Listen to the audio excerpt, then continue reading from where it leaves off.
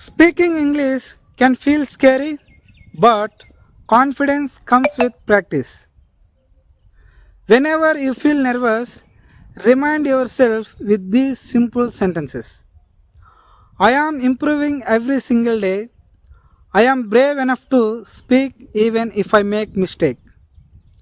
Every day I say words takes me closer to fluency.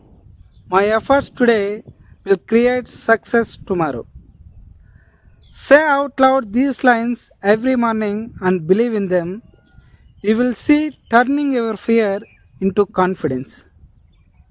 Remember, English is not about perfection, it's about progress. If you like this video, please like, share, and subscribe to my channel. See you in the next video. Until then, bye bye.